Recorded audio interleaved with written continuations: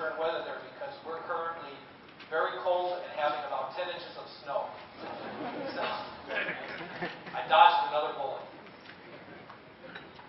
I'd also like to thank my other two authors who helped on this paper, Dr. William Abraham and Mikeda Sock. I'm going to be talking about CVT fluids. You're probably saying, CVT fluids? Are those still around? CVT still around? I mean, you know, didn't they come and go like back in the 1980s? Well, surprisingly enough, CVTs are starting to make a comeback again. And so what I'm going to do is first sort of just give you sort of mandatory that you always give like a brief transmission fluid and market trends. The commercial people like this. They stick these in technology papers just to sort of justify the money you've spent on the project. And then I'll talk about a new CVT fluid technology focusing on pretty much frictional characteristics, which are probably the most important thing for CVTs. And then finally just summarize what we're doing with this new technology. The economy the past several years, of course, everybody knows we've had a recession and we're still slowly recovering. Because of that, several surveys have shown that customers are sort of wary about how things are going. They haven't been buying new vehicles. In fact, what they've been doing is actually keeping their cars a lot longer. A survey showed that more than half of the U.S. drivers plan to keep their cars greater than 150,000 miles. And consumers are actually doing one other interesting thing. They're reading their owner's manuals, and they're actually taking better maintenance care of their vehicles because they're trying to make them last longer. So this kind of ties in with the, trying to get more for their buck. I pretty much just wanted to focus on the Asia-Pacific region outlook for what transmissions are going to look like by 2015. I must apologize that somewhere along the way I lost my pie chart for South Korea. But we're showing in China that manual transmissions are still going to be a big player. In Japan, CVT is actually going to be the dominant player. And that's of course because there's quite a few the Japanese OEMs, particularly Jatco, Toyota, are really pushing CVT, and Honda also is a somewhat of a player with the CVT.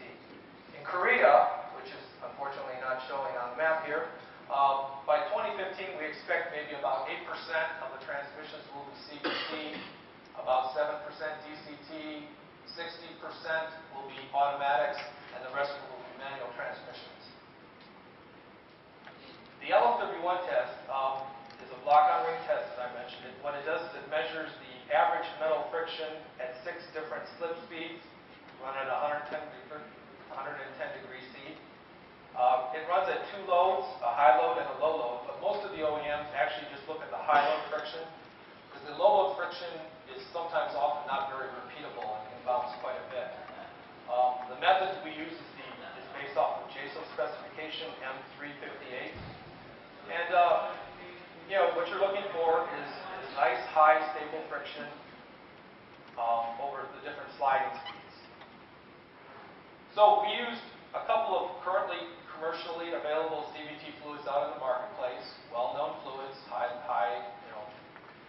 dominant fluids in the marketplace, and as our reference oils. And we ran a lot of tests with different technology, different candidates, to try to match the metal friction. Our goal at this point was just to try to see if we could come up with something that was equivalent to or even slightly better on metal friction coefficient. And we did.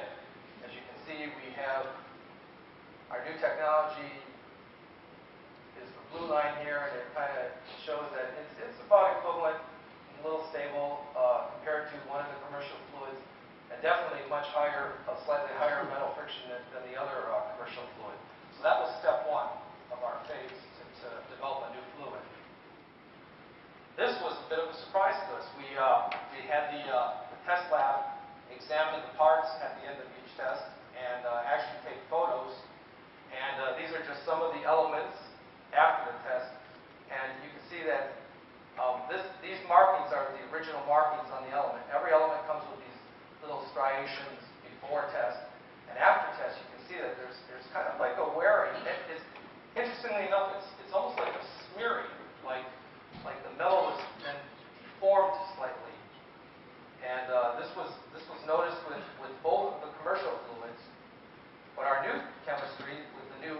friction modifier and dispersive technology actually didn't show very little wear.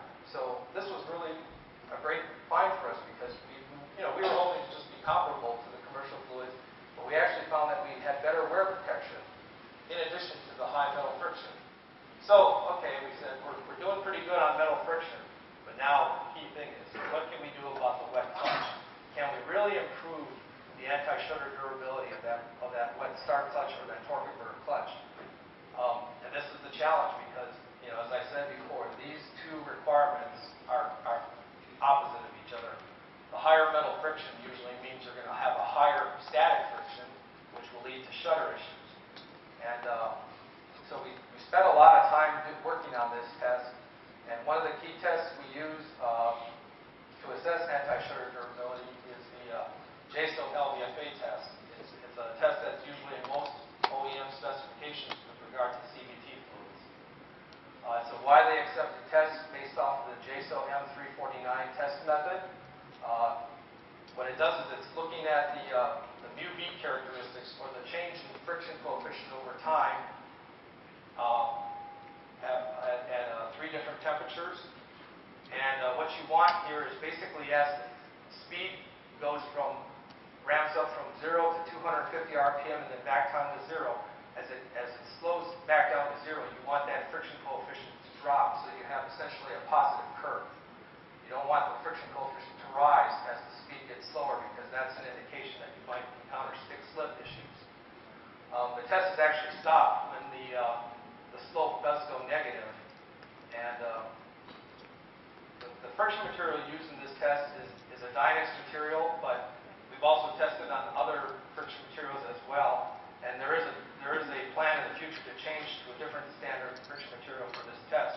But you can run any type of friction material in this test. Like if the OEM is using a four-corner material or another type of friction material, you can, as long as you have the adapters, you can test for different friction materials to see what the anti-shudder durability of the fluid is. So most of the fluids out in the marketplace, as I said, this was not a high priority for the OEMs when they were developing CVT fluids. Most of the fluids literally survive about 96 to maybe 140 hours.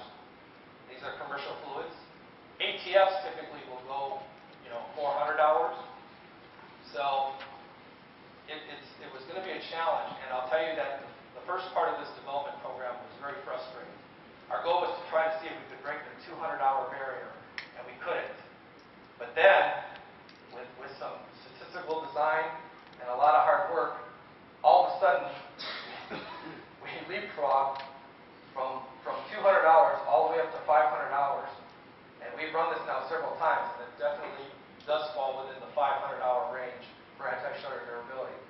So we met the challenge. We developed a new CVT fluid technology that not only gives good high metal friction and good wear protection, but it outperformed the current CVT fluids in the marketplace with regard to anti-shudder durability. Now, that's great. Those are all tests. What else are we doing? Well, we're testing it in the field, too. There's proof of performance is to put it in an actual vehicle. We have field trials going right now in Jacko CVTs in a taxi fleet in Las Vegas. We are going to start a CVT taxi field trial in Japan this year. So in summary, we have a new technology that gives high stable friction. It's coupled with our new dispersant technology and friction modifier technology. We were able to develop a fluid that gave good anti-shudder and friction durability in the wet clutches without negative impact on metal friction, which was a real challenge. Added bonus, we got good wear protection, and we feel we've got a new fluid now that's going to be pretty robust, and it seems to be able to work in several types of different CVT